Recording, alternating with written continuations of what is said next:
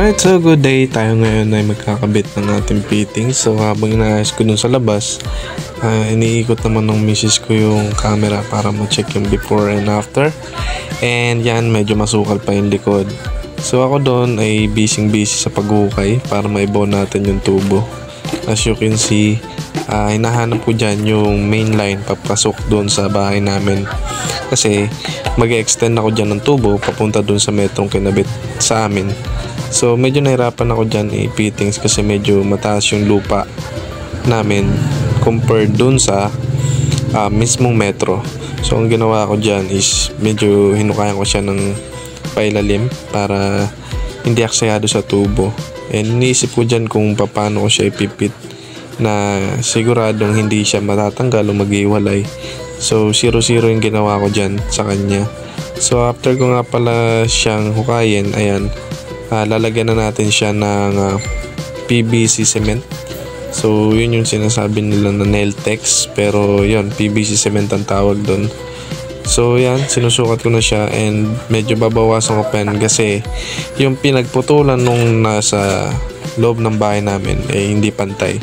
So kailangan magkakabit tayo niyan is pantay siya para sigurado nakabaon yung buong tubo natin at mag-iwas tayo doon sa leak. So ayan, pinuputol ko siya dyan and balikan natin ito mamaya.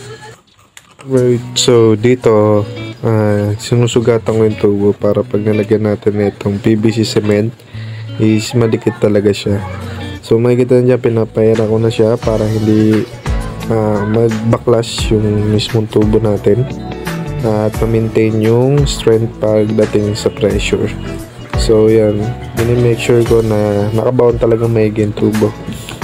So tinitingnan ko dyan kung ano yung sukat para dun sa tamang putol ko. At yan, ikakabit na rin natin yung elbow mula dun sa metro papunta dyan.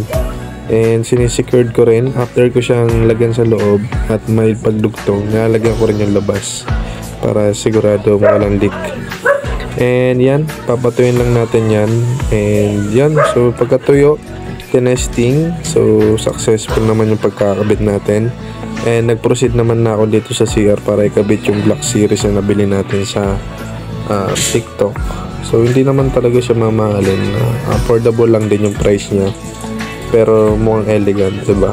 So inunti-unti lang natin tong bahay natin. So sinatsaga-tsagaan ko lang siya paunti-unti para medyo maayos-ayos na rin siya. So waiting na lang din tayo dun sa poste ng kuryente natin, and soon kuryente naman lalakarin natin. And ito naman, so ikakabit ko na yung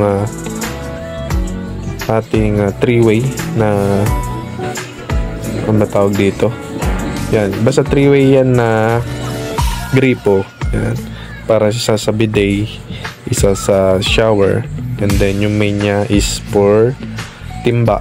Yan.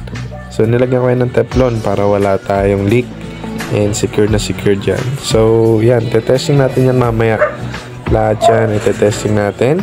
And yan, ikakabit ko na rin pala yung 5 meters na hose. 5 meters, basta ganon yung ano niya. Hindi siya 5 meters kasi sobrang haba ng 5 meters. Yan, 1 meter pala. Yan. So inunti-unti ko siya. And ikakabit din natin itong pangalawa para naman tutun sa shower. So yan, labasin natin.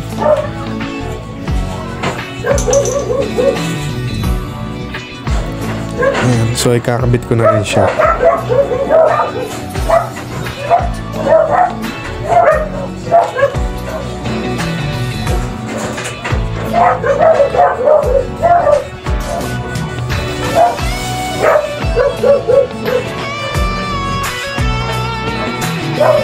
Ayan, so nakabit na natin siya. Ito naman ngayong shower yung kakabit natin. Titig na natin kung maganda yung labas ng tubig niya mamaya.